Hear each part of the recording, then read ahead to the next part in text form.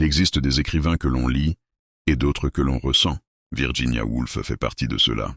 Peu de gens savent que Woolf écrivait pour survivre. Elle a grandi dans une maison où personne ne voyait sa souffrance, où elle subissait des choses qu'on ne disait pas, et qu'on ne dit toujours pas assez aujourd'hui. Alors elle s'est mise à écrire, non pour raconter sa vie, mais pour la transformer. Elle disait « Je ne suis jamais sûre d'exister, sauf quand j'écris ». Elle notait tout. Les voix, les silences, les pensées qui tournent, les fissures de l'âme que personne ne regarde.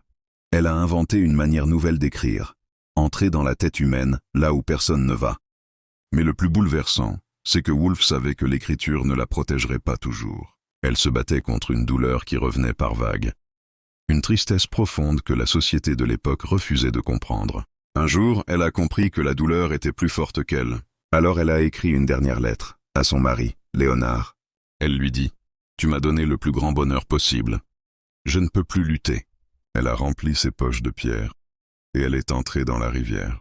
Et pourtant, plus d'un siècle après, Virginia Woolf continue de vivre à travers chaque lecteur, parce qu'elle a mis des mots sur ce que tant d'humains ressentent en silence. Woolf n'a pas cherché la gloire, elle a cherché la vérité. Et c'est pour ça qu'on la lit encore, parce qu'elle a écrit ce que personne n'osait dire. Abonne-toi pour ta dose de littérature quotidienne.